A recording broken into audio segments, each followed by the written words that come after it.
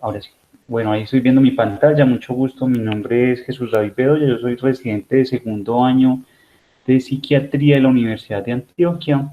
Y bueno, es un gusto estar nuevamente con ustedes hoy compartiendo este tema que es tan importante y que ahorita se van a dar cuenta pues como de la estrategia que usé para la búsqueda del material, y va a ser chévere porque es mucho lo que uno usa también como en la vida diaria.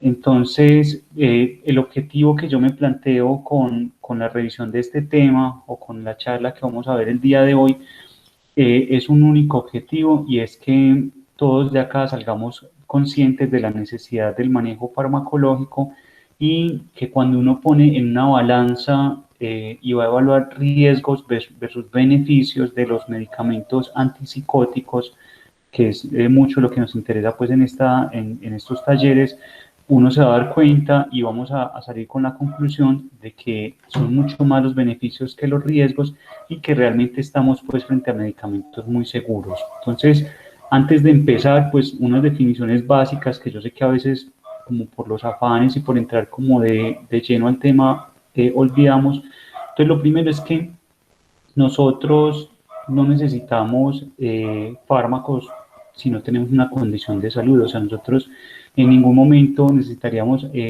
medicamentos adicionales en nuestro organismo, a no ser algunas que contengan algunos oligoelementos que llevan a formar vitaminas que nuestro cuerpo no produce, pero realmente no necesitaríamos, porque el fármaco es una sustancia que viene a modificar función de regulación de temperatura, de regulación de ciclo circadiano. Entonces, en los pacientes que están teniendo insomnio, para que logren conciliar el sueño, a modular un proceso infeccioso para controlar la bacteria que está creciendo, a controlar los procesos térmicos, como decía ahorita, entonces ayudar a regular la fiebre, entonces modifica una función.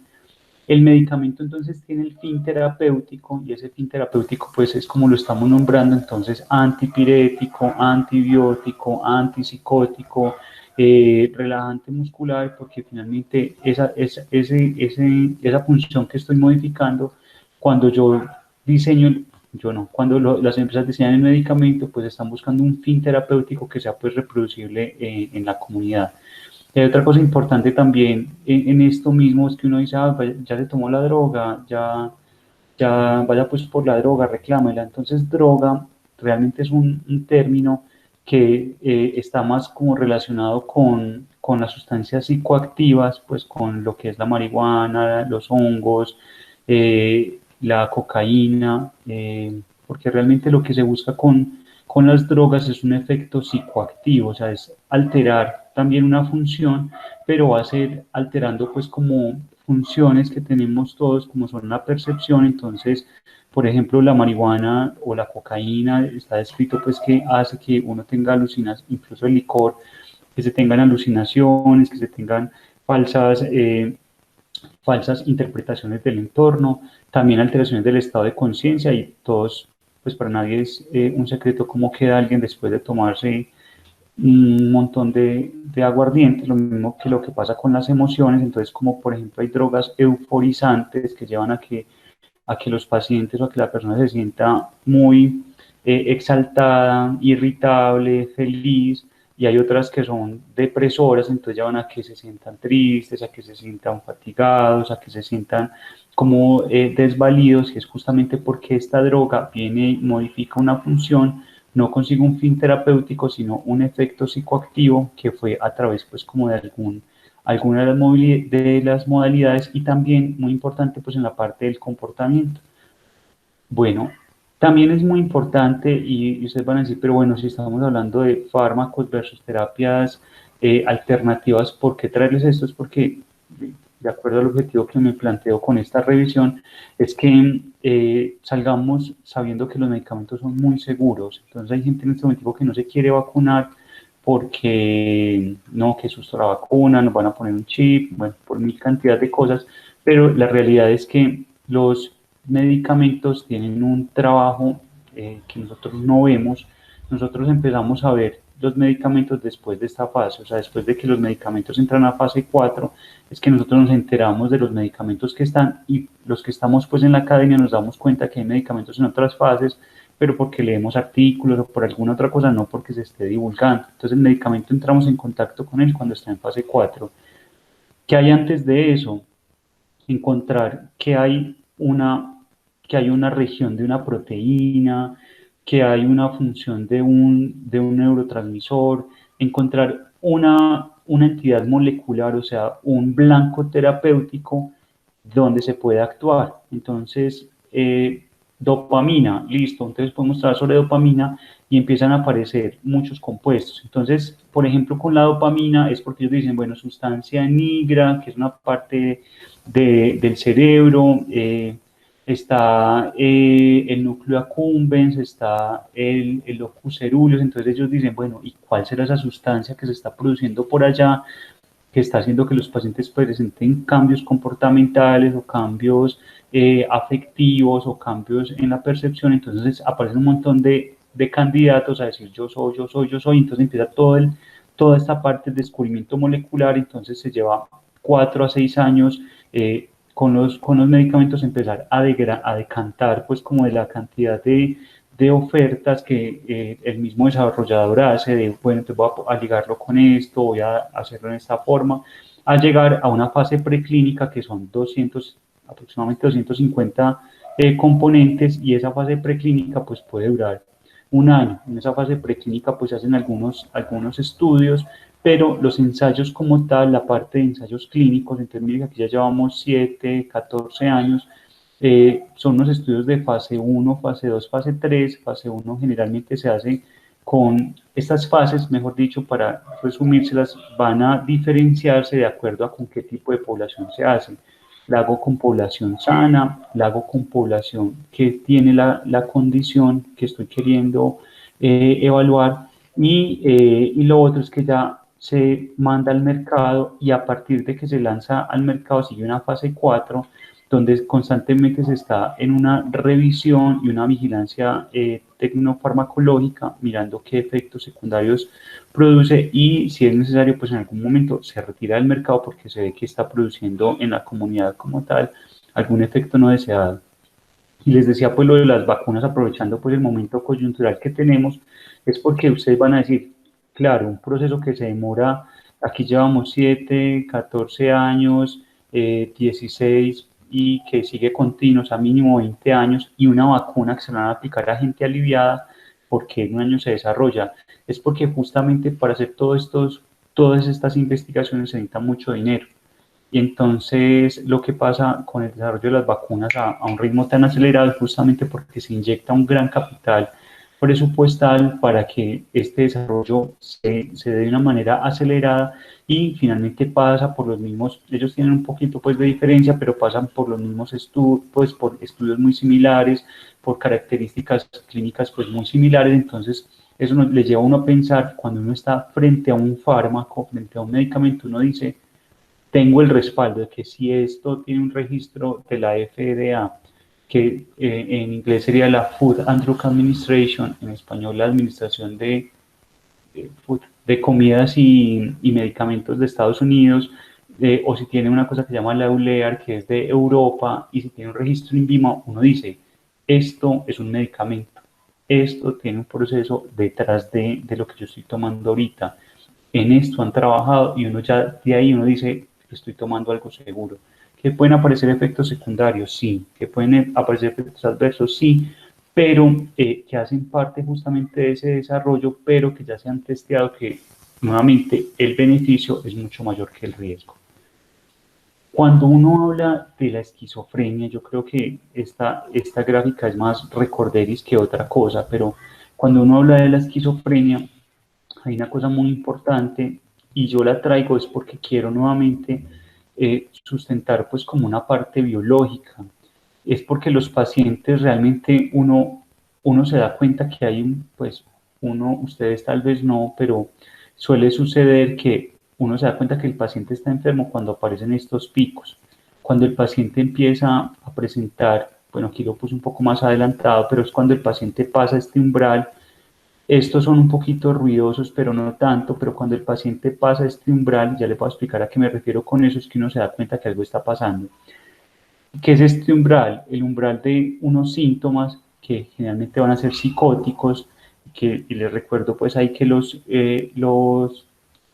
con psicosis se refiere a uno a alteraciones en la percepción de la realidad, entonces alucinaciones, delirios, alteraciones en el comportamiento, alteraciones en el pensamiento, y la otra cosa aquí, pues los síntomas negativos pues podrían entrar. Entonces uno dice, este paciente está psicótico, está muy raro, entonces ya uno se da cuenta, pero antes de que aparezca este pico, uno se viene a ver y el paciente tenía una vulnerabilidad. Entonces, esta parte de vulnerabilidad es muy importante porque justamente viene lo biológico.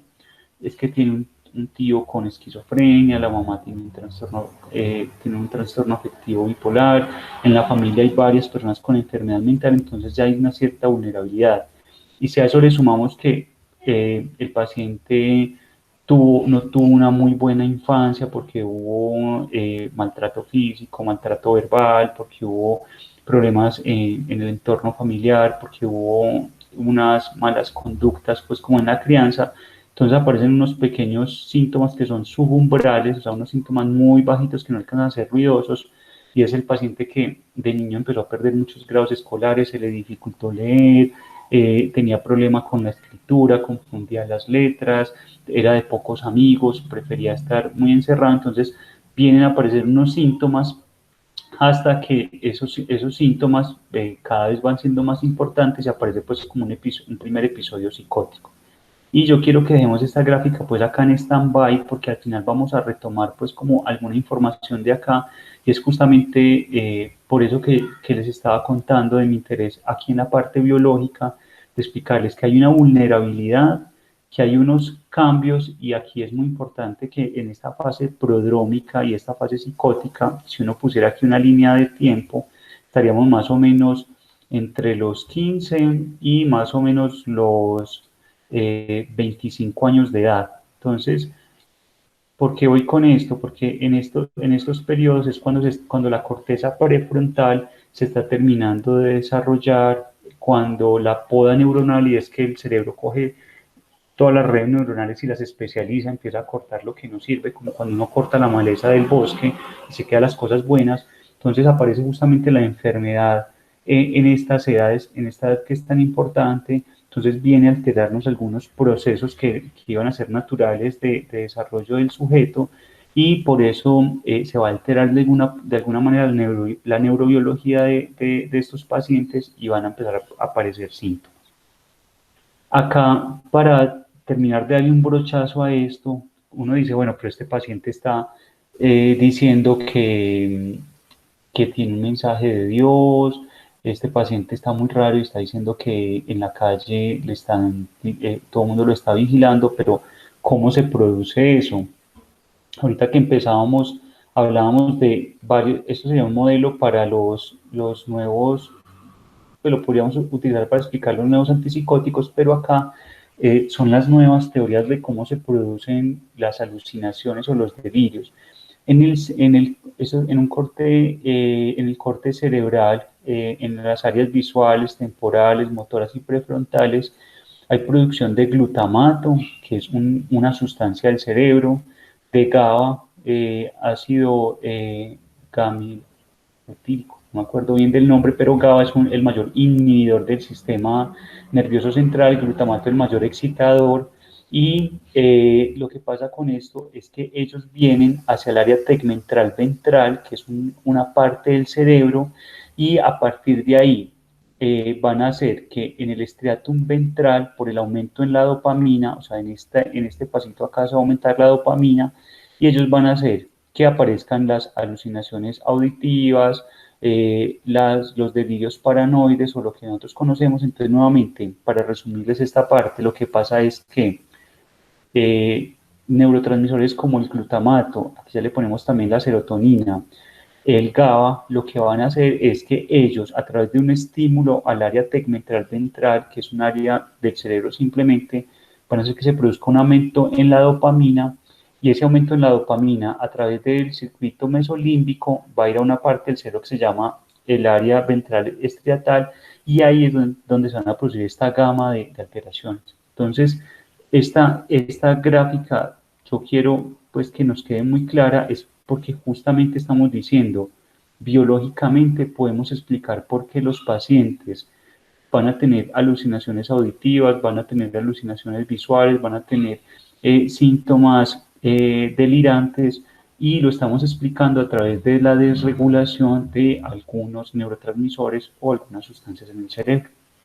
Entonces, por eso, aquí el repaso pues, que vamos a hacer es que se desarrollaron los antipsicóticos. Entonces en estos antipsicóticos, esto simplemente vamos a ponerlo aquí como la primer clase. Entonces de la primer clase, para que vayan corrigiendo la tarea, la levomepromacina, que son de los que tenemos acá, el haloperidol, porque los otros medicamentos, bueno, clorpromacina no creo que haya, pero los otros sí los tenemos en el mercado. Entonces son los antipsicóticos de primera generación que tenemos en el mercado y que algunos de los familiares nuestros podrían tomar. Levomepromacina, que es el Sinogan, que viene en gotas o en tabletas, y que lo usamos mucho para inducción del sueño, no tanto como antipsicótico. El haloperidol, que es muy buen antipsicótico y que lo usamos, por aquí alguien levantó la mano, Auro. Sí, Jesús, es que hay una señora que está preguntando que eso está en inglés. Ah, sí. Sí.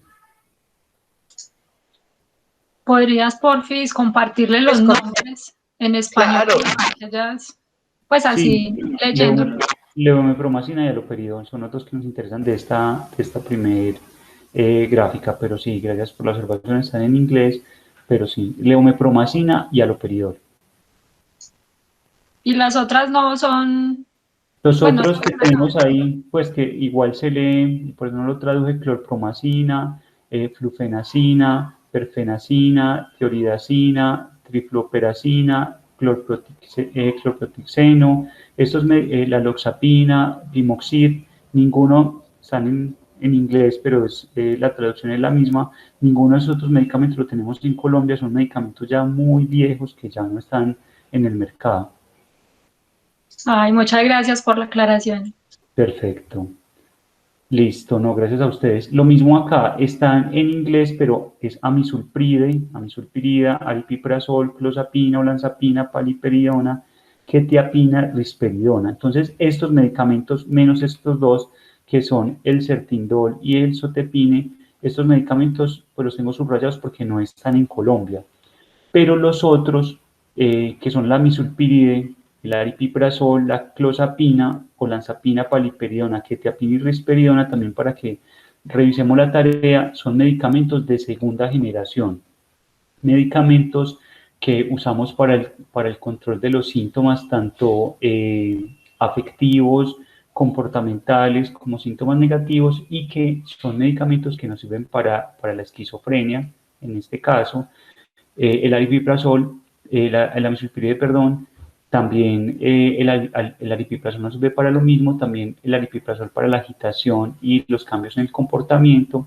La clozapina, como hablábamos al principio, entonces nos sirve para la esquizofrenia. En los pacientes que son intolerantes no responden a los otros tratamientos. Entonces, está en inglés, pero de aquí lo único que quiero que se lleven en mente es que tenemos otro grupo que ya viene a actuar sobre otros blancos moleculares, y lo que nos va a ayudar es a trabajar con los síntomas que los pacientes presentan de muchas maneras. Entonces miren que ya no solamente se meten con la psicosis, sino también con la manía, y con manía nos referimos al paciente que está exaltado, con aumento en la energía, aumento en la actividad.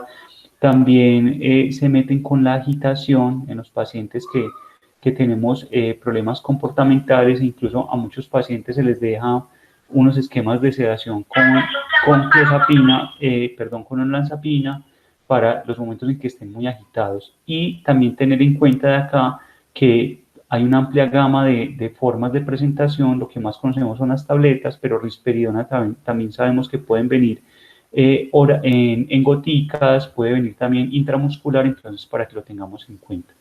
Y acá con esto es porque quiero mostrarles que hay unos medicamentos que ustedes van o ya empezaron a ver hace algún tiempo, que son inyectables. Lo que uno usa con un medicamento inyectable, y aquí olvídense de los nombres, olvídense de esto, ya se lo voy a explicar, solamente quiero que tengan en mente esto. Vamos a suponer que el rango que yo necesito siempre en sangre de un medicamento X es este. Yo necesito que siempre el medicamento esté por encima de esta línea roja. Si yo simplemente se lo doy una vez, pues el medicamento hace su efecto y si fuera este primer caso, pues cae el medicamento y entonces estoy por debajo del rango que necesito que esté actuando. Lo mismo, si yo, por ejemplo, me tomo el antihipertensivo el lunes, pues puede que el lunes tenga muy bien controlada la presión, pero el martes, miércoles, jueves, viernes, sábado, domingo, posiblemente no. Entonces va a pasar lo mismo. Algunos pacientes no son tan adherentes a la medicación, no quieren tomarlo, rechazan la medicación, entonces hay algunas opciones farmacológicas como son la risperidona, como son la paliperidona, como son sobre todo esos dos, y también hay otros en el mercado, pero no en el mercado colombiano, que lo que buscan es que el paciente mantenga unos niveles estables del medicamento con solo una inyección cada 15 días o con una inyección mensual, ellos siempre estén por encima de lo que necesitamos. Y de aquí básicamente es ¿por qué? Porque el metabolito activo, o sea, la parte que va a ser activa del medicamento, se pone en una sustancia que contenga partes oleosas, o sea, partes como con aceite, y al estar en parte con aceite, lo que van a hacer es que el metabolismo va a ser más lento, no se va a degradar tan rápido en el organismo, sino que van a tener que haber otros pasos adicionales para que se vaya liberando y de esa manera haga pues como su acción.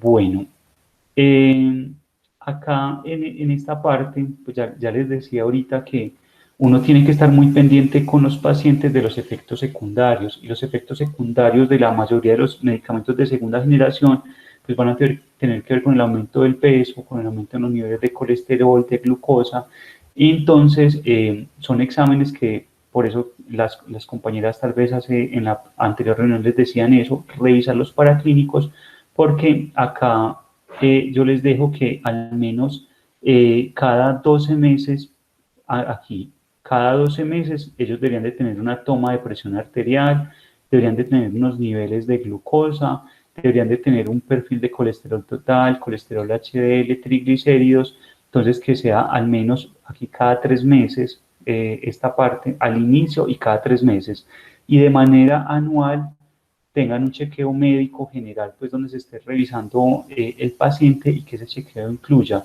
una medición de la circunferencia abdominal, una toma de la presión arterial y también los niveles de glucosa, que ya dijimos que es cada 3 meses. Entonces, importante en estos pacientes que tengan los chequeos médicos y que tengan los chequeos paraclínicos, porque es a través de guías clínicas que nos basamos en eso.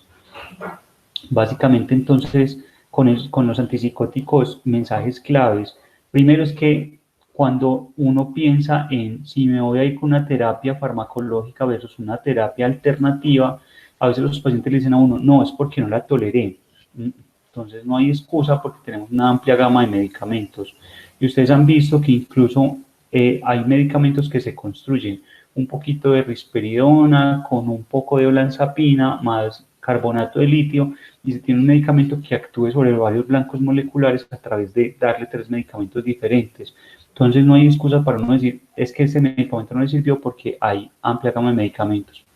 Es que mi paciente, mi familiar, no quiere inyectables.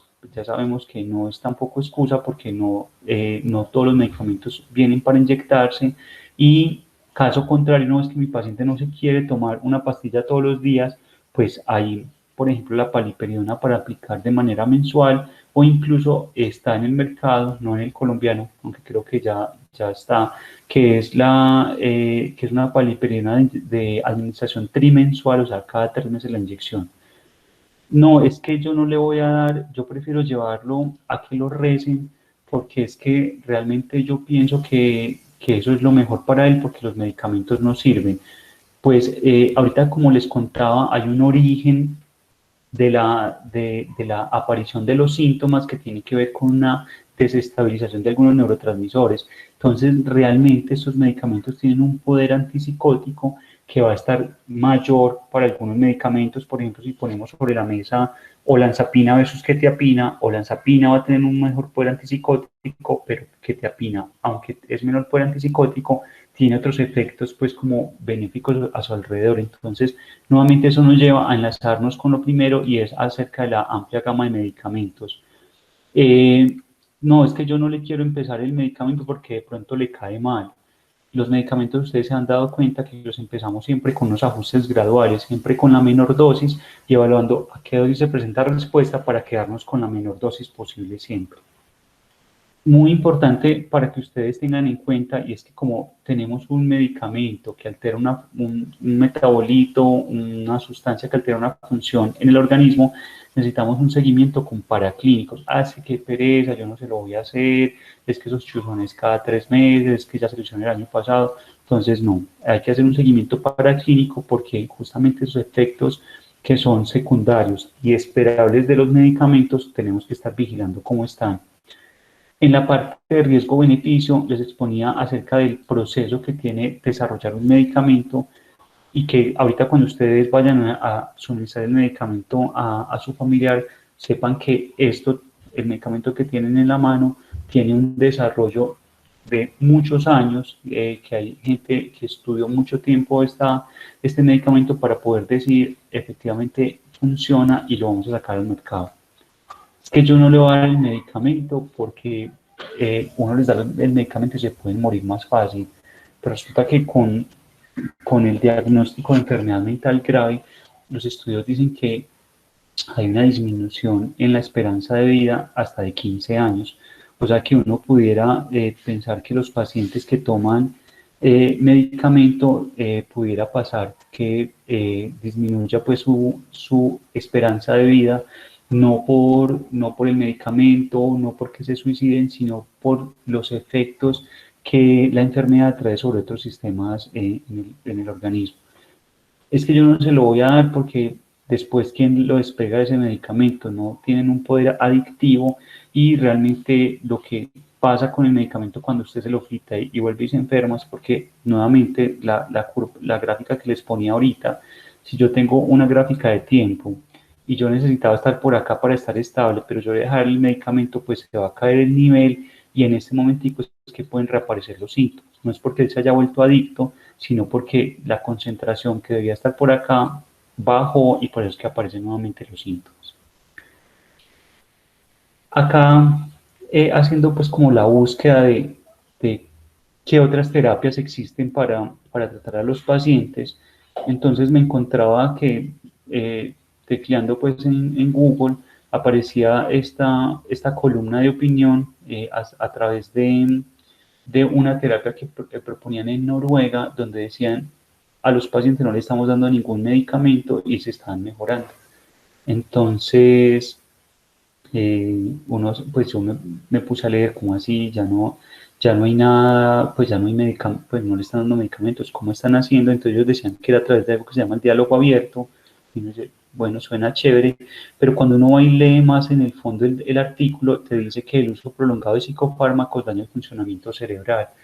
Entonces ahí es donde yo decía, una terapia alternativa que aparece desde una forma de psicoterapia, donde se le deja al paciente pues como expresar lo que está pasando, pero si yo soy el paciente y vengo y leo esto y yo tengo una idea delirante con mi medicación, entonces yo digo, no me vayan a dar más ese medicamento porque aquí dice que el uso prolongado de los medicamentos daña el funcionamiento cerebral y realmente uno va y mira cuando se hacen los estudios, se ha visto que el medicamento es un medicamento que protege no solamente para que no aparezcan las crisis, sino que se han visto efectos benéficos sobre la preservación de la función cerebral.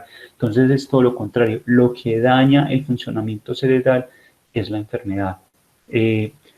Así que un mensaje con esta parte es que tenemos que tener mucho cuidado de las fuentes que se consultan porque justamente pues, pueden venir a traernos información falsa y en este caso llevar a que algunos pacientes puedan tener pues como abandono de la medicación. Busqué porque había varios estudios, muchos que hablaban de la medicina tradicional china, entonces empecé a revisar qué información había respecto a la medicina tradicional china en enfermedad mental grave. Y es porque uno tiene que, y aquí va pues como nuevamente ese mensaje, es que uno tiene que saber de dónde está leyendo, porque si yo lo leo de Cubo, si lo leo de Google sin enterarme bien de dónde es la fuente, pues entonces voy a tener un problema. Hay unas bases de datos, o hay una organización que es Cochrane, y Cochrane lo que hace es coger la literatura que existe al momento sobre determinado tema y hacen una revisión y sacan conclusiones para que uno pueda decir sirve o no sirve. Y dentro de la revisión Cochrane, ellos cogen las medicinas chinas, las hierbas medicinales chinas, y ellos dicen que ellos podrían ser beneficiosos para los pacientes con esquizofrenia, pero cuando se combinan con antipsicóticos. Dice que la medicina tradicional china también está subestimada, pero los resultados de un estudio pionero que intentó evaluar la medicina tradicional china deben estimular la realización de ensayos adicionales. O sea, no hay una conclusión fuerte para poder decir, con esto que nos están diciendo acá, se deben de hacer más estudios para poder llegar a una conclusión. Nos están diciendo, hasta el momento no hay una conclusión certera para poderle decir, reemplace el medicamento con medicina tradicional china, e incluso ellos encontraron una evidencia que podría estar a favor en combinarla, pero siempre con el antipsicótico. ¿Listo? Entonces, para que tengamos en cuenta que sí hay estudios al respecto, pero nuevamente vuelven a lo mismo, a decirnos primero el antipsicótico y después como las otras cosas que puedan estar ahí adicionales. Este estudio lo busqué porque era como una hierba que se llama la Upercia serrata, que hace parte de la medicina tradicional china y que tiene un efecto antiinflamatorio. Se utiliza pues como para los dolores, sobre todo pues para desinflamar, y se había visto que se encontró pues un ingrediente de la Upercia serrata que era un inhibidor de la acetilcolinesterasa. Suena como en inglés, pero no, la acetilcolinesterasa es una enzima encargada de degradar la acetilcolina, y entonces a través de ahí ellos dijeron que podrían ayudar a mejorar el Alzheimer, y que también podría ayudar a mejorar la esquizofrenia, pero realmente nuevamente se queda cortico, porque miremos la conclusión. Es prematuro recomendar las hierbas tradicionales chinas para el tratamiento de la esquizofrenia. Es muy, o sea, estamos muy lejos de poder decir la medicina tradicional china sí sirve, y con medicina tradicional china entran un montón de, de productos herbarios pues que se han desarrollado en Oriente, pero realmente nuevamente nos quedamos corticos para poder decirle a un paciente, váyase solamente con medicina tradicional china, que no pasa nada, pues como palmadita en la espalda y váyase tranquilo. No, nuevamente gana el antipsicótico en este caso. Me encontré de manera, pues en estos días lo beatificaron a José Gregorio, al venezolano José Gregorio Hernández, y me encontré que ellos en esta página, José Gregorio Hernández Hall.com, ofrecen citas para, para hacer terapia de familia, para hacer tratamiento de enfermedad mental grave, para hacer cirugía espiritual. Y realmente estuve, pues para esta presentación estuve indagando cómo era que ellos trabajaban, y hay una especie de servidor, no sé cómo se llama, es como un médico de José Gregorio Hernández, pues alguien aquí en la tierra, que lo que hace es hacer como una invocación. Él está con el paciente acostado en la cama, lo internan pues como una noche ahí en los centros que tengan, y ellos a través pues como de un intermediario, gracias a Oro. Ellos a través pues como de la oración y de todo esto hacen que José Gregorio Hernández pues como que venga al lugar y empiece a hacer pues como él mismo a través de las manos del intermediario la cirugía espiritual, sin abrir el paciente, sin nada de esto, y que a partir de esto el paciente se mejora. Eso a mí me llamó mucho la atención porque pues después de leerlo no encontré como la evidencia científica que le pudiera decir a uno, paciente, no se tome el antipsicótico y pida una cita con un intermediario del doctor José Gregorio Hernández para que se haga como esta parte. Nuevamente, podría estar secundario para que me ayuden a resolver algunos temas familiares. Yo no me atrevería a decir ni siquiera así, porque finalmente pues quedamos como en esto. Francia, respecto a la hierba que preguntas, solamente traía un ejemplo de cómo hay muchas, o sea, si fuéramos a desglosarios, hay muchas hierbas que pertenecen, o muchas plantas que pertenecen a la medicina tradicional china, entonces que hacen parte de lo que hacen en Oriente para tratar muchas enfermedades, pero que cuando uno desde Occidente, o sea, desde la medicina que hacemos nosotros, que es una medicina que se llama basada en la evidencia, nosotros antes de formular algo, buscamos los estudios que avalen y que se hayan hecho en humanos y que nos muestren seguridad de los medicamentos. Entonces, cuando uno hace pues como esta parte de indagar, uno se encuentra que no hay evidencia. La evidencia que uno va a encontrar respecto a aplicar la medicina de Oriente y traérmela para acá, finalmente no tiene pues como esta parte. Y lo que dice sobre buscar sobre la evidencia, Cochrane justamente hace eso. Y en los estudios que reúne con la evidencia que ya se tiene pues de los estudios que se han realizado, ellos dicen, no nos queda claro, no podemos dar una recomendación a favor de ese tipo de prácticas porque los resultados han sido inconsistentes o han estado siempre como a favor de que no hacen ningún efecto. Entonces, sí se hace lo que dice Cochrane, cuando lean, pues si uno leyera cualquier artículo de Cochrane que es inconcluso, dice, solicitamos hacer más estudios respecto a eso, pero realmente sí se hacen, sino que llegan a resultados que son indeterminados, entonces se queda uno como no hay suficiente calidad de la evidencia para poder recomendar. Listo. Bueno, sí, Astrid tiene razón. Yo también lo había escuchado para la parte física, pues incluso para cirugías pues como de los ojos, eh, para dolencias físicas, para rehabilitación, pero yo también encontré, voy a mirar si andrecol.com, voy a ver si les puedo compartir por aquí la página.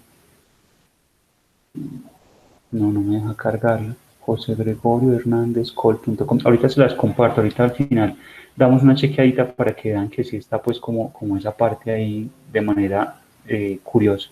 El yagé, la ayahuasca, ahorita pues como en Oriente hay un boom y dentro de algunas prácticas espirituales, dentro de algunas comunidades, dentro de algunos grupos de jóvenes, se está como llegando a unos nuevos como rituales o unas nuevas formas de acercamiento, entre comillas, espiritual, y es a través del consumo de la ayahuasca, el yagé, que en algunas culturas indígenas pues es dado por el taita y se hace pues como todo un proceso alrededor de la planta, es una planta sagrada.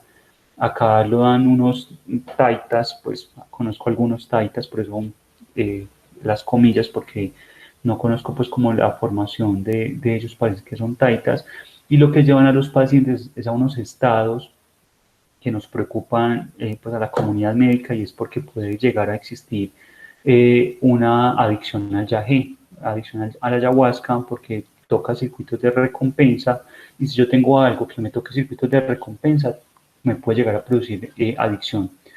¿Qué pasa con el yagé? El yagé es una planta que cuando se consume puede producir estados alterados de conciencia, lo que veíamos ahorita en la definición de droga, o sea, produce un estado alterado de conciencia con ilusiones, alucinaciones, desrealización, despersonalización. Además de eso, produce unos estados, y eso es muy secundario muchas veces a los estados de deshidratación que produce la planta. Si han escuchado sobre el yagé, esta gente generalmente vomita, y vomita es toda la noche, pues hacen como una purga intestinal ahí increíble, y también tienen diarrea. Entonces hacen un desequilibrio en electrolitos, que los electrolitos ustedes los conocen porque algunas veces se los ha mandado algún familiar, el sodio, el potasio, el cloro, el calcio. Entonces hay un desequilibrio de estos electrolitos que son necesarios para que funcione bien el corazón, el cerebro, los músculos, y en ese desequilibrio hidroelectrolítico puede pasar que se produzcan este tipo de alucinaciones, incluso uno puede llegar a producir arritmias cardíacas y puede ser pues como muy grave. ¿Qué encontré? que en algunas comunidades se ha estado utilizando para la intervención en casos de esquizofrenia, bastante delicado, y dice que es bajo un ritual supervisado y el control en la ingesta oral de la planta con pacientes diagnosticados con trastornos psicóticos. Yo pues no sé, me preocupaba mucho pues cuando leía eso, de que propongan el yagé, justamente en los pacientes, en esos pacientes que ya tienen un desequilibrio en algunas sustancias en su cerebro, y poder llegar pues como a producirles una adicción primero, dos, a producirles un riesgo para su salud, me pareció pues bastante grave. Entonces, de hecho ellos mismos lo dicen, en el caso de la psicosis se encuentra vigente el debate sobre el riesgo de la psicosis por el yagé o por la ayahuasca y su uso para tratar la esquizofrenia. Y ellos dicen que plantean un replanteamiento en el paradigma de la psicopatología occidental moderna, dando pues como nuevos asientos simbólicos, nuevas fronteras de salud para el paciente psicótico. Entonces, eso también lo encontré buscando cuáles eran esas formas alternativas que se presentaban como en la literatura para tratar la esquizofrenia, y nuevamente pues como mi pregunta de qué pasa si un paciente que tiene pues como una psicosis, que tiene una enfermedad mental, se acerca pues como a este tipo de literatura, no la consulta, pues no consulta con otros, sino que se queda como con esto como una verdad, pues tendríamos un grave problema de salud. Entonces ya he propuesto como alternativa terapéutica, pero se cae por su propio peso. Este se cae mucho más, y me pareció pues horrible. Lo saqué de una columna periodística, se llama Somos Más Periodismo, de enero 24 del 2017. Y miren esto, no solamente ayahuasca, sino también marihuana. Ahí sí uno dice como apague y vámonos, porque tenemos, y esto sí está estudiado con mucha profundidad, porque el convivir con el tetrahidrocannabinol, que ustedes ahorita pues van a ver que pasan vendiendo el aceite de coca marihuana, las gotas de cannabidol para dormir, las gotas de cannabidol para mejorar el dolor, cannabidol para la irritabilidad, mejor dicho, la nueva, pues como la mano de Dios en goticas.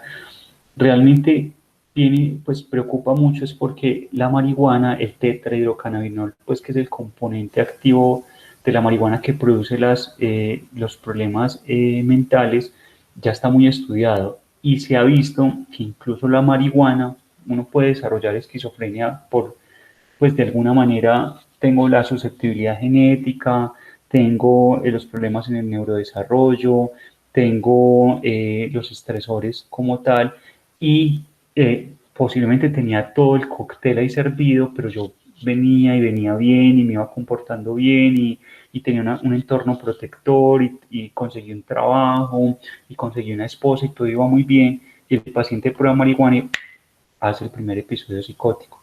Es justamente porque parece que la marihuana fuera un disparador de la enfermedad mental en el paciente con predisposición, pero más grave aún que eso es que la marihuana pudiera solamente por sí misma, incluso sin un cóctel servido como ya lo teníamos ahorita, llegar a producir enfermedad mental grave como la esquizofrenia en algunos pacientes. Entonces, marihuana no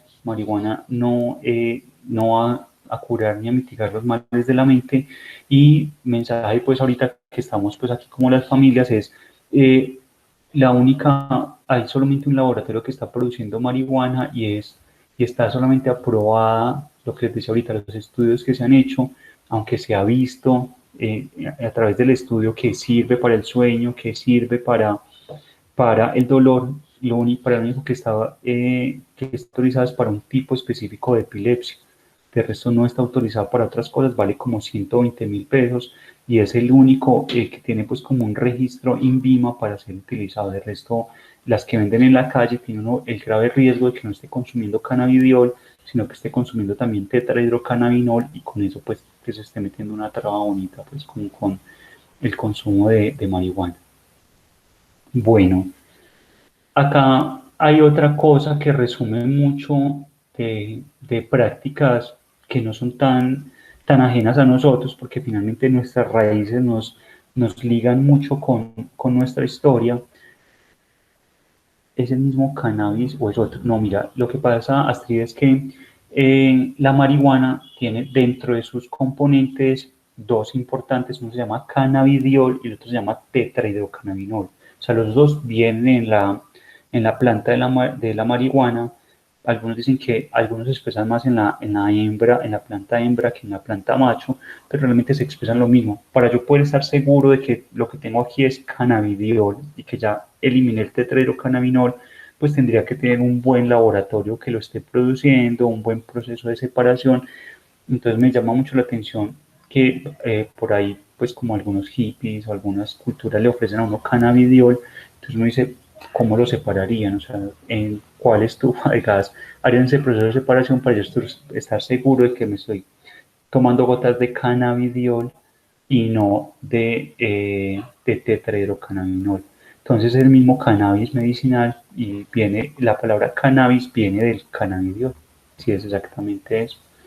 Entonces les estaba diciendo que por nuestro enraizamiento, por nuestras costumbres, por nuestra cultura, uno pensaría que hay algunas cosas que se pudieran desarrollar a través de los curanderos, a través de los rezos, a través de las purificaciones, a través del contacto con los ángeles.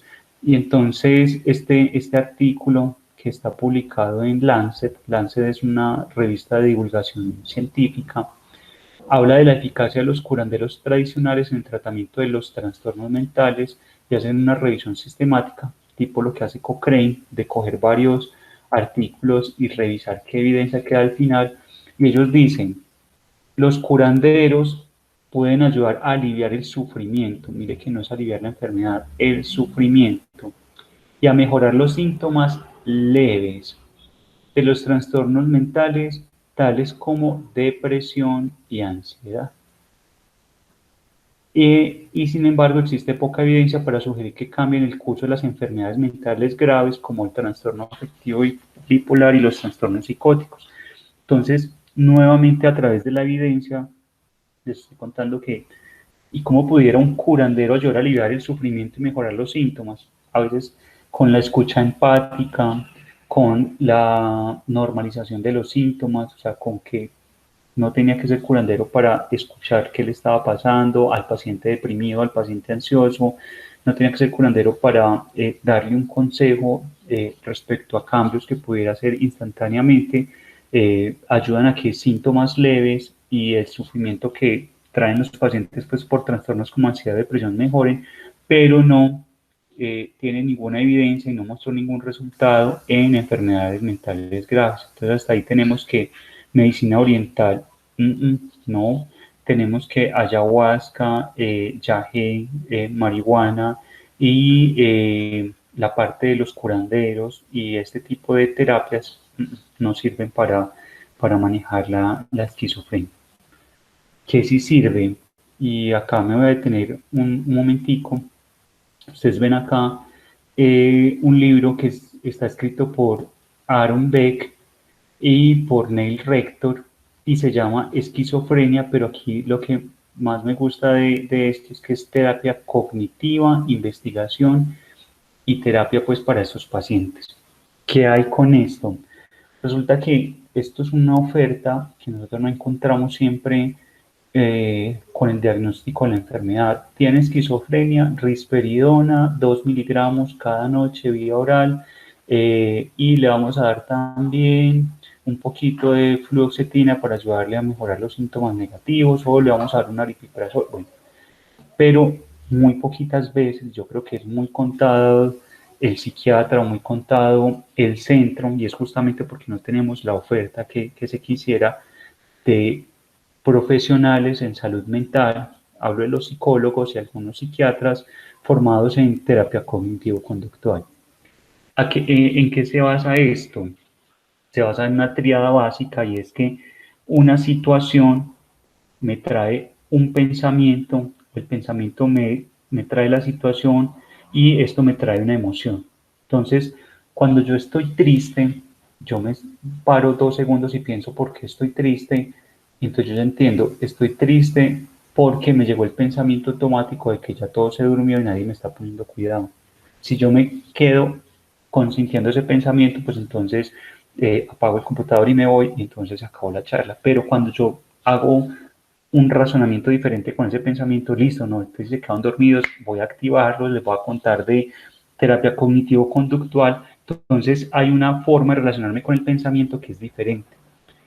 Según Aaron Beck, él dice en el desarrollo que hay algunas manifestaciones de los delirios en los pacientes que pueden corresponder a traumas, a, a sucesos del pasado, a experiencias de los pacientes que no logran resolver y que la mente, según lo exponía hace mucho tiempo Sigmund Freud, Lacan y otros, intenta protegerse. Entonces, en esa carrera de protegerme para no verme como un ser sufriente, entonces viene todo ese encapsulamiento o todo ese envolver en una cáscara, todo esto que me está pasando y finalmente con el desarrollo biológico que vemos ahorita de los síntomas, lo que viene el paciente a expresar son cosas que pudieron haber incluso tenido su asiento en el pasado.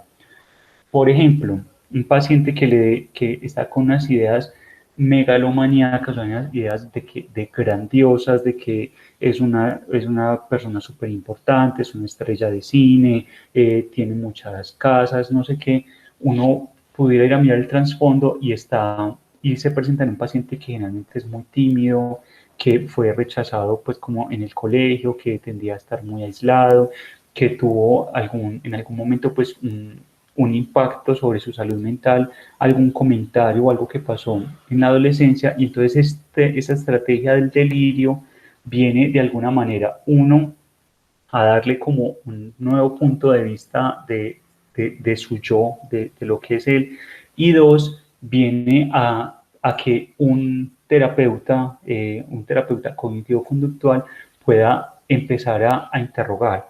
Por ejemplo, una paciente que dice, es que yo siento que cuando hay más de 20 personas reunidas afuera es porque van a empezar a confabular sobre mí. Eso está ahí en el libro de Aaron Beck. Entonces, el terapeuta lo que pudiera empezar es a hacer unos ensayos conductuales. El paciente está tomando su medicación porque hay unos síntomas negativos también, pero en los ensayos conductuales es empezar a decir, listo, vamos a salir o vas a salir con tal persona y vas a observar a los muchachos cuando salgan del colegio y vas a mirarlos desde una distancia prudente. Y luego se hace una prueba de realidad y es con el pensamiento de más de 20 me van a hacer daño, pasaron aproximadamente 400 pelados a la salida del colegio y no pasó nada. Otro, por ejemplo, los pacientes que dicen, no, es que yo soy un pecador, soy un blasfemo por esto, esto y esto, uno va al fondo del pensamiento automático. Nuevamente hay un pensamiento que está produciendo un sentimiento y que por lo tanto ya una acción de aislamiento, y uno empieza a preguntarle al paciente y se da cuenta que pudo haber habido una situación en la que se sintió muy pecador o porque tenía una familia tan religiosa o algo que lo hizo sentir mal, y uno viene y empieza a indagar esto y uno puede encontrar claves, como por ejemplo, ¿qué tan probable es que el demonio realmente se pueda presentar cuando vos hagas esto? Tal probabilidad, bueno, y vos en la Biblia has leído que quién es más fuerte, el demonio o Dios. Ah, bueno, Dios. Vos has tenido una fuerte convicción religiosa acerca de Dios, entonces en este momentico, ¿qué tanto vendría a pesar el demonio sobre esta creencia fuerte? Entonces son estrategias que se empiezan a trabajar, obviamente de manera estructurada con los pacientes, para tratar de desestructurar el delirio, lo mismo las alucinaciones, porque incluso en el libro también lo dicen, algunos pacientes alucinan con cosas de su pasado, o sea, o hay voces que se parecen a voces de familiares, a voces de conocidos, y es justamente pues como por esa relación con su pasado. Entonces el libro lo que nos ofrece es una oportunidad de ver que no solamente es el tratamiento farmacológico, sino también desde la parte cognitiva, cambiando la cognición que yo tengo del pensamiento, cómo cambio mi manera mi comportamiento. Y yendo un poco más allá, en las terapias de tercera generación está la terapia de aceptación y compromiso, donde yo definitivamente al paciente no le puedo cambiar la idea, ya lo he intentado, ya ha sido, pues se ha hecho de todo, he hecho experimentos conductuales, lo he puesto a llenar un libro de pensamientos disfuncionales y vamos a hacerlo con lo que nos pregunta doña Francia y dice que cuando piensa que le van a hacer daño, que se pueda o que se pueda hacer daño. Entonces, lo que uno, o sea, esto es obviamente para trabajar, para que lo trabaje el terapeuta, porque es a través de las pruebas de realidad. ¿Cuántas veces, Juan Camilo, has tenido la idea de que te van a hacer daño? 80. Vamos a contarlas. Acuérdate que la tuviste en tal parte, cuando vivíamos en tal lugar, cuando íbamos cerca a tal persona, cuando esto, cuando esto. De esas 80 veces, ¿cuántas veces te han hecho daño? Ninguna. Bueno, entonces vamos a hacer otra cosa. ¿Qué sería lo peor que puede, qué sería lo peor que puede pasar? Listo. Puede pasar esto, esto, esto y esto. ¿De qué forma, Juan Camilo, estas personas pueden llegar a hacerte daño? Listo, te sustenta pues como alguna cosa. Y a partir de ese diálogo es que uno llega a la conclusión.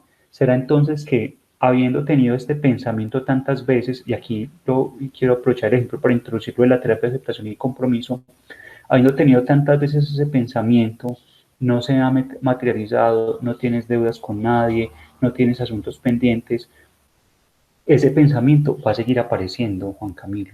Muchas veces te va a llegar.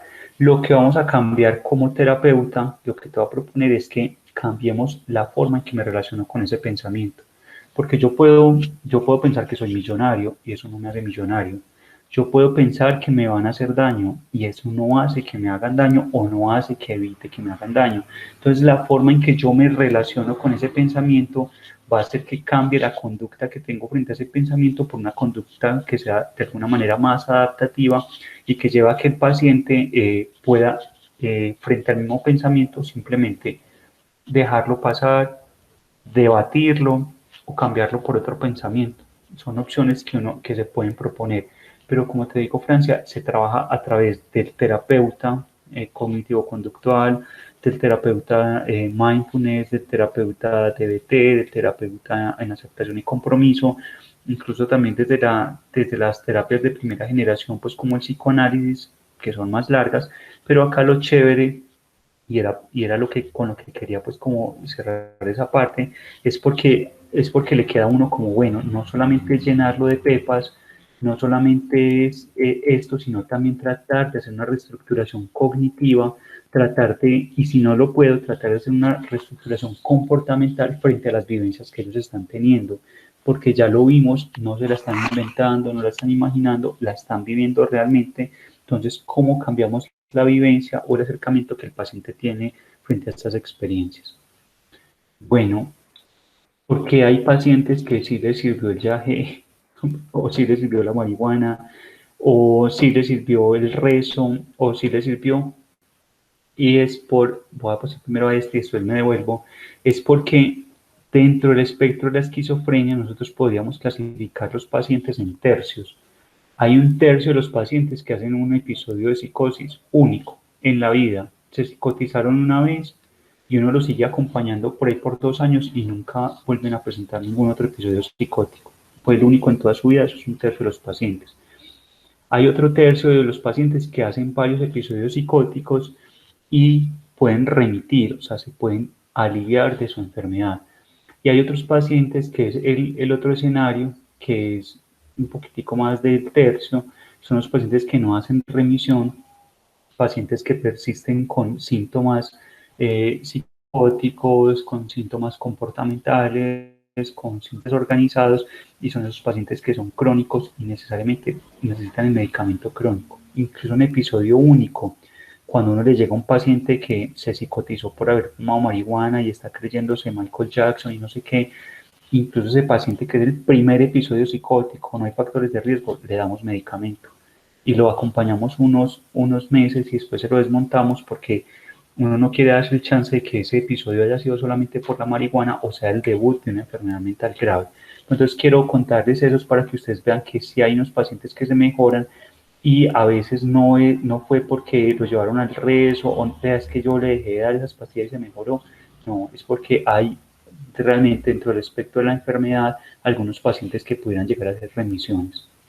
Y lo otro acá, que ya es muy a manera de conclusión, es lo siguiente: yo quiero que ustedes vean que un pilar fundamental en la recuperación funcional, yo quiero que ustedes tengan esto como una meta y que se la tracen siempre, porque uno quisiera que todos los pacientes corrieran, no sé, digamos que corrieran la maratón, pero está el cardiópata, está el amputado, está el que tiene una úlcera, está el que le da vértigo, entonces no todos podemos hacer lo mismo. Uno quisiera que todos fueran cualquier cosa. Presidente de la República, no a todos nos gusta, no todos tenemos las capacidades. Entonces, la recuperación funcional del paciente va a ser de acuerdo a lo que él tiene, a lo que su entorno le demanda y a lo que él puede llegar a hacer. Entonces, no es que voy a medirlos con el mismo rasero a todos, es que mire que Peranito hace esto, pero Pepito no. No, su proceso de recuperación debería estar enfocado hacia unas metas claras, y eso es muy chévere también como familias tener muy presente de hasta dónde vamos a estar exigiendo, porque muchas veces también sobrecargamos a los pacientes con unas demandas que van más allá como de lo que ellos pudieran llegar a realizar. Entonces, lo primero fundamental acá es la adherencia al tratamiento. Si no hay adherencia al tratamiento, uno duda mucho de una recuperación funcional del paciente. Lo otro es que las psicosis breves, pues ya sabemos que esas psicosis breves pues podrían remitir por sí solas. El paciente debe estar sin sustancias. Las dos primeras causas de que un paciente no recaiga es: dejó de tomarse la medicación o volvió al consumo de las sustancias. Para que el paciente tenga una recuperación funcional, uno tiene que buscar que haya menos síntomas negativos, y ahí va otra de las recomendaciones justo de esta charla, y es lo que estamos haciendo ahora. Cuando hay un manejo integral, que aquí se asocia con este apoyo familiar, cuando hay un manejo integral, cuando se busca una rehabilitación cognitiva, cuando se busca cuál es el perfil de este paciente para elaborar, entonces estoy buscando que este paciente mejore su autoestima, que este paciente mejore la imagen que tiene de sí mismo, mejore sus capacidades y no se me quede en la casa encerrado a causa de sus síntomas negativos. Lo otro también tiene que ver con el desempeño cognitivo. Es diferente el paciente que hace una enfermedad mental grave a los 40 años, después de haber hecho una carrera universitaria, después de haberse casado, al paciente que, como les decía, lo hace entre los 15 y 25 años, que es la edad en la que empieza, entonces donde hay una mayor pérdida neuronal, donde se pierde mucho más porque no he ganado, pues no he ganado experiencia, no he ganado en relaciones sociales. Entonces ese desempeño cognitivo también va a estar pues como muy relacionado en la parte de la aparición de la enfermedad, y también con eso es que yo voy a empezar como a mirar hacia dónde vamos a exigir. La respuesta a los antipsicóticos, ya les decía ahorita que por eso está la gama alta de medicamentos que tenemos. El ajuste premórbido, que va muy de la mano con esto, pues porque el ajuste premórbido me dice a mí quién era él antes de, si era un paciente que no tocaba guitarra antes de la enfermedad, pues mucho menos ahora, o si era un paciente que no le gustaba estudiar y no quería hacer muchas cosas, pues mucho menos ahora. Entonces también me tengo que pasar en cómo era antes de.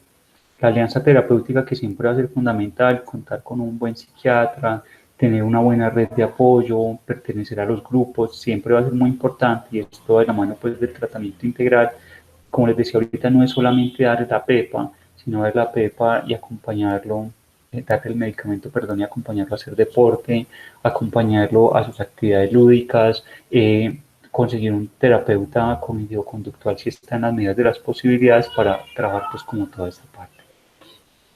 Y finalmente pues como algunas conclusiones que traigo pues para hoy, creo que no nos queda duda de que hay una base biológica, unas vías en los neurotransmisores para la aparición de los síntomas positivos y los síntomas negativos de la enfermedad, que hay un porcentaje de pacientes que pueden llegar a recuperarse, pero es porque cayeron dentro de ese tercio de los pacientes que iban a mejorar, y que hay un tercio de pacientes que se van a cronificar, que la adherencia farmacológica es importantísima para poder hablar de recuperación funcional en los pacientes, y que adherencia se refiere justamente a que se dé los 7 días de la semana, se dé en la hora indicada, se hagan los paraclínicos de control adecuados y se dé en las dosis adecuadas.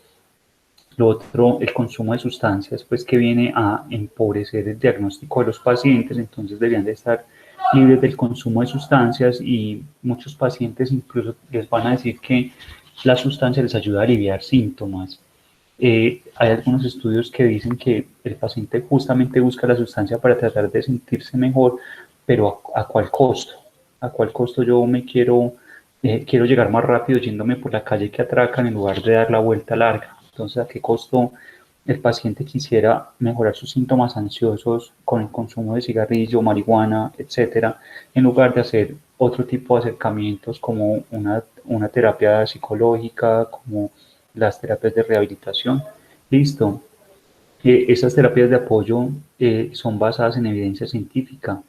Vemos que lo que se hace pues en el grupo es justamente porque se ha demostrado a través del tiempo que es justo y necesario, como dicen en la iglesia, es necesario hacer pues como este apoyo y es justo con el paciente que tenga este tipo de acercamientos para mejorar pues con muchos de sus síntomas.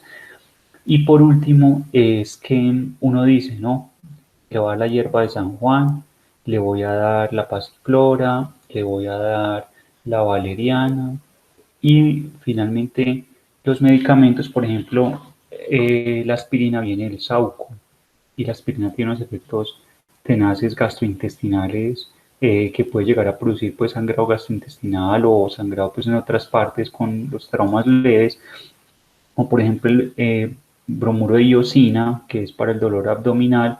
Eso viene de la misma flor de la escopolamina. Entonces, el hecho de que sea una planta no me dice a mí que no tenga efectos secundarios, e incluso se ha llegado a ver casos de pacientes con trasplante hepático por estar consumiendo pues algunos medicamentos naturales. Y hace poco pues tuvimos el boom del Dololet, que era una maravilla para el dolor, pero que estaba produciendo daño renal, y que cuando se hicieron los estudios se encontró que lo que ayudaba el Dololet al dolor era el diclofenac que tenía el Dololet pues como inmerso.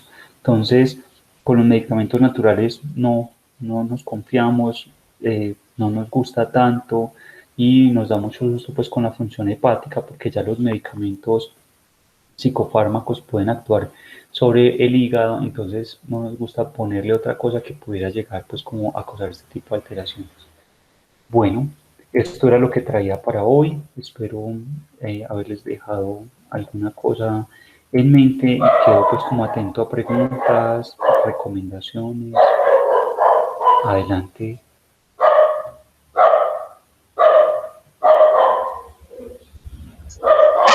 ¿Alguien desea hacer alguna pregunta? Por acá yo vi que doña Silvia, no, Alicia, Sí, Silvia, luego yo. Alicia. Ajá. Perdón, ¿quién primero? Doña Silvia, bien podéis. Ay, muchas gracias. Doctor Jesús David, pues antes que todo, muchísimas gracias. Gracias, porque qué excelente conferencia, iluminadora completamente. Me parece que es una conferencia que hay que difundirla mucho porque realmente toca a usted temas muy prácticos, muy diversos, temas que nos están, eh, digamos, como complicando la situación en este momento, y es temas como el de la producción ya muy difundida de productos con el cannabis, y realmente los están dando para que como alternativa complementaria o como alternativa única para los temas de enfermedad mental. También lo que dice usted con relación a todas estas prácticas alternativas ancestrales, porque ante la falencia del sistema de salud, mucha gente recurre a estas prácticas también y agravan la situación. Entonces me parece que es una conferencia que hay que difundir muchísimo para generar conciencia en la población, y a su vez también, además de muy técnica, muy concreta la conferencia, también me parece que da unas alternativas muy lindas. Por ejemplo, Mire, yo llevo muchos años con mi hermana con el tema de la esquizofrenia y no había entendido que sí era posible cambiarles las ideas que tienen y los métodos que usted propone me parecen supremamente prácticos. Entonces, no me queda más sino agradecerle infinitamente por este aporte. Una conferencia, ¿verdad?, para difundir muchísimo. Gracias a usted y a Yorladi. Silvia, no, doña Silvia, gracias por sus palabras. Es con mucho cariño y realmente yo pienso que queda el mensaje y queda pues como la tarea de ayudarnos a ser difusores ahí, porque nosotros somos muy cautos y muy fácil caemos en muchas prácticas y solamente por desconocimiento. Entonces, en la medida en que uno tenga pues, como este tipo de acercamientos, uno ya tiene un ojo crítico en saber finalmente pues cómo se está acercando y de qué manera pues como frente a la enfermedad.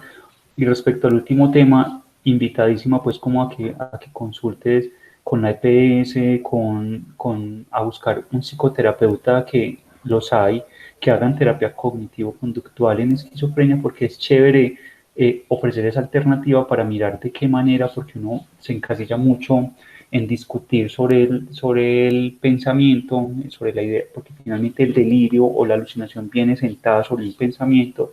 Entonces, cuando uno realmente tiene la oportunidad de descubrir cuál es ese pensamiento automático que está apareciendo en el paciente, cuál es la raíz nuclear, hay cosas bonitas que se pudieran llegar a hacer.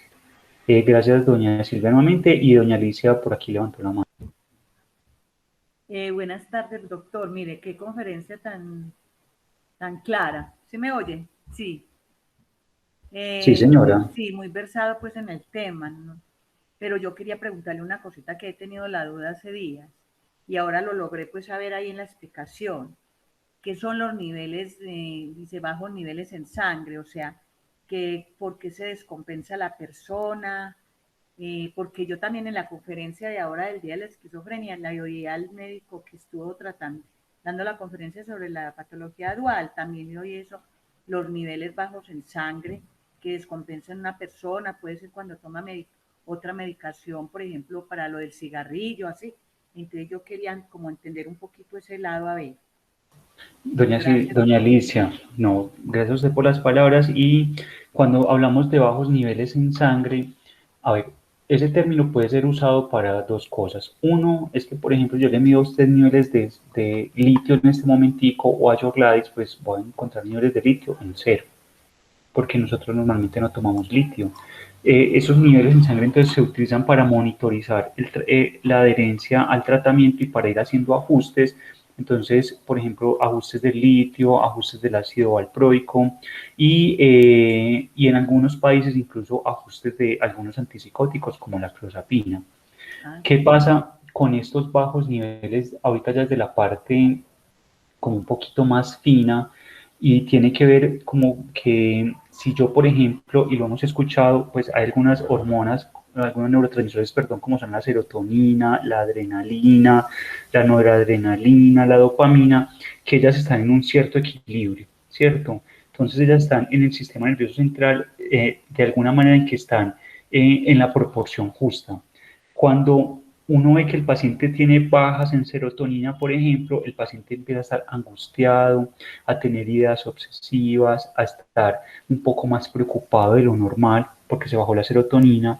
Cuando se baja la dopamina, incluso también empieza a tener alteraciones en la parte afectiva, a estar más tristes, a estar como más, a disfrutar menos de las cosas. Entonces, a eso es a lo que nos referimos, a que esos niveles que no tenemos un examen para medirlos, pero que si se midieran, van a estar bajitos y por eso el poner el medicamento va a ayudar a que la regulación y nuevamente el equilibrio llegue a que el paciente esté mejor. Yo siempre le digo a los pacientes con un ejemplo, si usted le pone una coca alta al gato, perdón, para que tome agua, la lengüita no le da. Y entonces si usted le llena un poquitico más la coquita, ya la lengüita alcanza. Entonces lo mismo, la neurona tratando de coger neurotransmisores y no hay. Entonces yo le pongo el medicamento, exacto, o inhibo la neurona para que no coja tanta dopamina, entonces ya vienen y aparecen los síntomas favorables del uso de la medicación. Sí, doctora, gracias. A usted, doña Alicia. Pero yo le pregunto, por ejemplo, dicen, por ejemplo, en una conferencia que yo le di a un doctor, que cuando se bajan esas, porque, por ejemplo, cuando el paciente deja de consumir, hablemos así, deja de tomar su medicación, entonces se descompensa, ahí se le bajan los niveles de la sangre, entonces, que necesariamente muchas veces ahí hay que cambiarle la medicación, porque ya ese no le va a cuadrar. ¿Eso puede ser verdad? Entendí tu pregunta y ya recuerdo la parte del profe Julio con respecto al cigarrillo sobre todo, es porque cuando uno consume el medicamento para todas y todos, yo tomo el medicamento, entonces el medicamento es un proceso muy bonito, va por la boca, pasa al esófago, al estómago y del estómago antes de irse al sitio de acción se va para el hígado. Y en el hígado le hacen algunos procesos, lo oxidan, le hacen algunos procesos al medicamento. Entonces, ¿qué pasa? Cuando uno fuma, uno inhibe algunas enzimas que trabajan en el hígado que hacen que estos procesos se den bien. Entonces, cuando un paciente fuma, los niveles de clozapina que él está consumiendo son menores. Si uno se lo pudiera medir en sangre, van a ser menores a los que si no fumara cigarrillo. Entonces, el paciente mientras esté fumando va a demandar dosis más altas del medicamento porque la enzima encargada de hacer el metabolismo de ese medicamento está mala por culpa del cigarrillo. Cuando el paciente deja de fumar, la enzima vuelve y se despierta, entonces ya lo que pasa con el medicamento es que ya dosis más bajitas hacen mayor efecto, entonces ya lo que le toca a uno es ajustar al paciente con una nueva dosis para no irle a causar efectos deleterios con la medicación. Ah, sí. Entonces eso pasa muchas veces, se ataca lo del cigarrillo, pero no se controla lo de lo otro. No es ni culpa del paciente, no sé culpa de quién será. De uno, sino porque uno no sabe, ya aprendimos. No, doña Alicia, eso y es justamente yo creo que la tarea siempre de estarnos enterando si el paciente empieza, pues dejó de fumar, eso es una cosa que nos tienen que contar, porque obviamente yo lo tuve que haber preguntado en la consulta, pero si no lo pregunté, nos lo cuentan, porque ya uno está más pendiente, entonces vamos a estar pendiente, doña Alicia, para que si el paciente empieza a estar más somnoliento de lo normal, es porque ya el medicamento está haciendo más efecto del que yo quiero, entonces vamos a bajarle media pastillita, por ejemplo, pero sí es cosas de las que todos debemos estar pendientes. Pero muchas gracias, mire qué tan importante haber sabido esto, muchas gracias. Con mucho gusto. Doña Astrid por aquí nos levanta la mano. De antemano agradecerles por tan buena información que nos dan, ¿sí? Porque es la única forma en la que estamos pues más pendientes de nuestros pacientes, de nuestros familiares, de nuestro ser querido. Pero tengo una inquietud al final, cuando nos estuvo mostrando la última diapositiva, usted mencionó algo de las aspirinas. Quedé en duda de qué clase de aspirina. Tengo, con mi esposo, él prácticamente toma diario una aspirina efervescente, porque desde que se levanta, él dice que tiene malestar en la cabeza, que se levanta así con mareos, como con la cabeza toda aturdida, y él le pone mucha fe a esa aspirina efervescente y se toma una todos los días. Bueno, yo te cuento con respecto a eso, la aspirina en el momento solamente está recomendada como prevención secundaria. ¿Qué significa eso?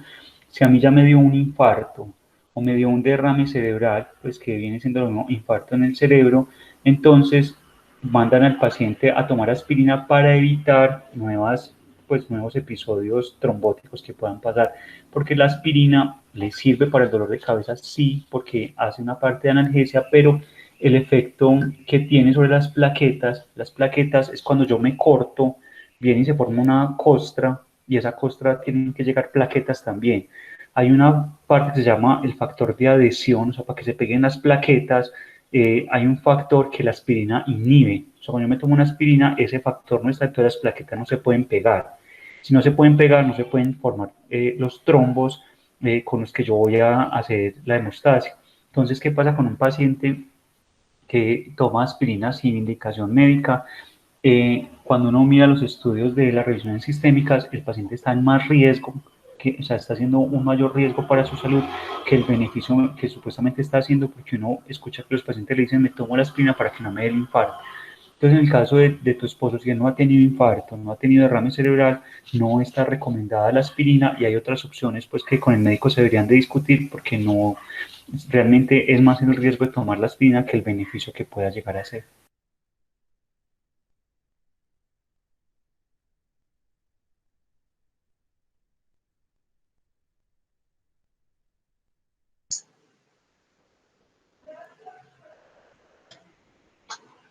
¿Alguien más quiere preguntar algo o hacer algún comentario?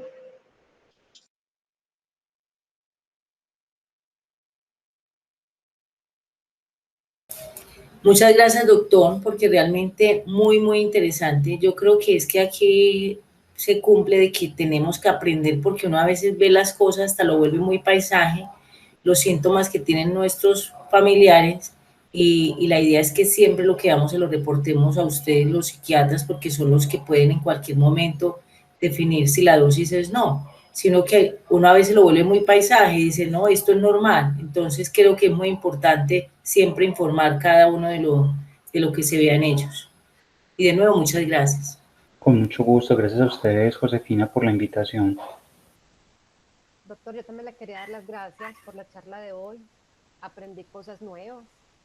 Y sí quería pues como que fuéramos muy enfáticos en eso, en que no le demos a nuestros pacientes nada que no nos recete el psiquiatra, ¿cierto? Porque uno a veces escucha siempre o personas que le están diciendo, mira, esto le sirvió a aquella, o vi esto. Entonces, no, siempre crearnos como nuestro criterio y estar muy de la mano con el psiquiatra. A mí me dicen, dele hierba de San Juan, una hasta me dijeron, llévelo a lo del yagé, y yo, oiga, yo hasta para darle una pastilla de esas naturales, una biotina o ginkgo biloba, yo siempre le pregunto al doctor, doctor, ¿puedo darle esto? Siempre le pregunto al doctor Holguín. Dice, Diana, no es conveniente, Diana, si es esto, Diana, tal cosa. No soy capaz de darle otra cosa, ni subirle ni bajarle el medicamento por cuenta mía. No, ustedes son los que saben y uno debe como apegarse a eso. En eso se trata como un tratamiento integral, ¿cierto? Que seamos como un equipo, familia, paciente, médico y ya. Muchas gracias. Gracias a ti, Diana. Y si de pronto ya le están ofreciendo alguna otra pastillita, una bebidita o algo, sin pena, sin temor, consultar, es importante. Muchas gracias. Yo también quiero agradecerle mucho al residente Jesús David por estar aquí, por compartirnos todo eso que sabe, y a todas las personas que se conectaron hoy, que se animaron más de las que se han animado en otras ocasiones. Entonces, muy chévere que estén aquí. Ojalá sigan pendientes para la próxima reunión, que sería en julio. ¿Alguien más quiere comentar algo?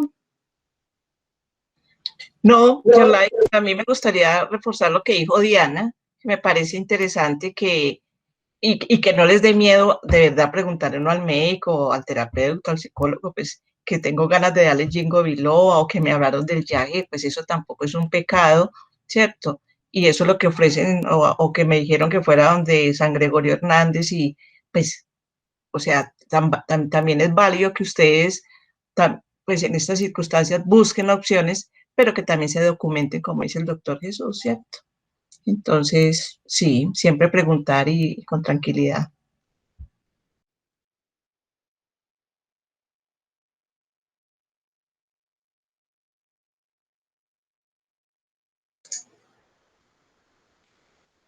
Bueno, muchas gracias entonces. Ahorita cuando yo iba a empezar a hablar, el doctor Jesús iba a decir algo y yo lo interrumpí.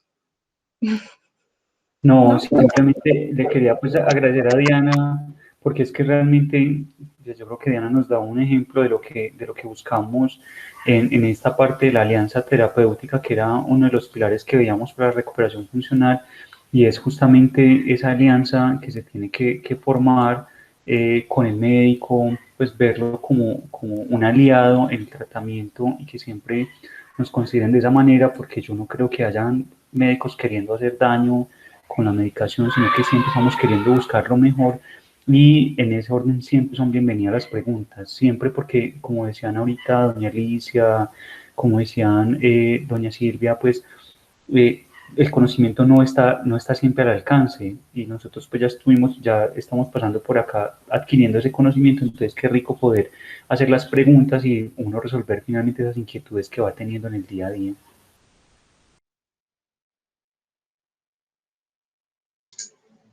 Y muchas gracias a los residentes que están ahí para ofrecernos esas respuestas cuando tenemos esas preguntas. Recuerden que si no en este espacio, sino en otro momento les surgen alguna pregunta, pueden comunicarla por el chat o en otros espacios que tenemos. Doña Josefina siempre nos recuerda todos los espacios que Asanafi ofrece, entre ellos el conversadero, así se llama, ¿cierto? Que es solo el lunes. Entonces, para que se animen y se adjunten a las actividades. No, yo quería decir, perdón. No, y me encanta como lo que dice el doctor Jesús. O sea, yo veo que ustedes son como muy humanos, ¿cierto? Uno a veces ve psiquiatras que no, simplemente se limitan a la pastilla. Y yo no estoy de acuerdo con eso, o sea, para nada. O sea, yo a estos chicos les veo un potencial a todos. Yo que estoy con ellos en artesanal, o sea, ellos me sorprenden cada día. De verdad, me encanta. Uno a veces como que no, o se cree lo que es a veces un psiquiatra que no es tan humano, sino que digo que se enfoca solamente en medicamentos. Sí, déle la pastillita, llévelo para la casa. No, hay muchas cosas, hay muchas terapias para que el pelado salga adelante. O sea, no solamente es eso. Entonces me encanta como la forma en que los residentes que han estado con nosotros durante todo este tiempo se enfocan es como muy humanos con... A José está pasando una cosa, muy humano con el paciente, que no se limitan solamente a medicación.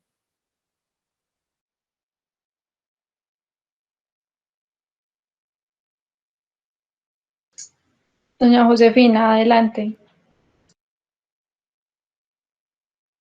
No, ahí le decimos muy bueno estas actividades, que yo creo que es dentro de todo esto lo que hace que día a día nuestros usuarios y nosotros como familia estemos mejor. Entonces aprovechemos cada uno de estos espacios y bueno, y así salimos adelante.